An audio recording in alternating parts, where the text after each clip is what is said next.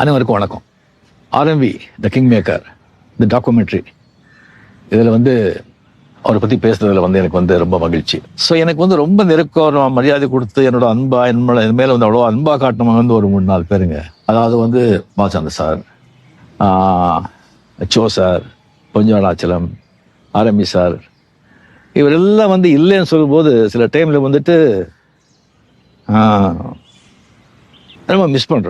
ரொம்ப மிஸ் பண்ணுறோம். அது இந்த பாஷா விழாவில் 100 days விழாவில் அவர் ஸ்டேஜில் இருந்தார் ப்ரொடியூசராக. அந்த வெறிகுண்டு கலாச்சாரத்தை பற்றி நான் பேசினேன். எனக்கு அவ்வளோ பேசியிருக்கேன். அவரை வச்சுட்டு மினிஸ்டராக வச்சுக்கிட்டு அதை பற்றியும் நான் பேசக்கூடாது. அந்த அளவுக்கு அப்போ எனக்கு ஒரு தெளிவோ இல்லை ஒரு ஏதோ இல்லை. அதை பற்றி பேசிட்டேன். அது பேசின பிறகு, அது தெரிஞ்ச பிறகு அப்போ ஒரு ஏடிஎம்கேல ஒரு மினிஸ்டராக இருந்தார் புரட்சி தலைவி ஜெயலலிதா அவருக்கு அவரை அந்த பதவியிலேருந்தே அவர் தூக்கிட்டாங்க. மினிஸ்டர் பதவியிலேருந்து தூக்கிட்டாங்க. எப்படி அது நீங்கள் ஸ்டேல இருந்துட்டு ரஜினி வெடிகுண்டுகளை பற்றி அந்த மாதிரி நம்ம கவர்மெண்ட் அகேன்ஸ்டாக பேசினா எப்படி நீங்கள் சும்மா இருக்க முடியும்னு சொல்லி அவங்க தூக்கிட்டாங்க.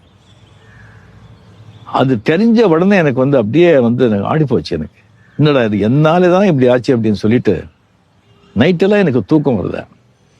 ஃபோன் பண்ண நைட்டு அங்கே யாரும் எடுக்கல. மார்னிங் ஃபோன் எடுக்கும்போது இந்த மாதிரி தான் எக்ஸ்ட்ரீம்லி சாரி சார், இந்த மாதிரி பண்ணி ஆயிடுச்சு, என்னாலே தான் ஆச்சுன்னு சொன்னால் அவர் ஒன்றுமே நடக்காத மாதிரி, ஏன் அதே நீங்கள் விடுங்க, நீங்கள் அதை பற்றி ரிசீவ் பண்ணுறீங்க, அதுவும் என்ன அது, ஐயா நீங்கள் அது மனசுலேயே வச்சுக்க வேண்டாம், நீங்கள் விட்டுடுங்க, நீங்கள் சந்தோம் ஹாப்பியாக இருங்க, என்ன ஷூட்டிங்கு அப்படின்னு சில சாதாரணமாக கேட்குறாங்க. எனக்கு அந்த தெலுங்கு எப்போவுமே அது போகலை. ஏன்னா நான் தான் கடைசியாக பேசினது. நான் கடைசியில் பேசின பிறகு அது எப்படி மைக்கை பிடிச்சி அவர் பேச முடியும்? ஸோ மதிப்புக்குரிய சிஎம் ஜெயலலிதா அவர்களுக்கு எதிராக நான் ஒரு குரல் கொடுக்கறதுக்கு சில காரணங்கள் இருந்தால் கூட இந்த காரணம் ரொம்ப முக்கியமானது. அதுக்கப்புறம் அவர்கிட்ட நான் சொல்லியிருந்தேன் ஃபோனில், நான் விழுந்தா அவர்கிட்ட நான் பேசிட்டா இதை பற்றி சொல்லும்போது, ஐயோ வேண்டாம், அந்த அம்மா முடிவெடுத்த சேஞ்ச் பண்ண மாட்டாங்க, நீங்க பேசி உங்க மரியாதை இங்க இழுக்க வேண்டாம், அப்படி நீங்க சொல்லி நான் அங்கே போய் சேர வேண்டிய அவசியமும் இல்லை, நீங்க விட்டுடுங்கன்னு சொன்னாங்க. அந்த மாதிரி ஒரு பெரிய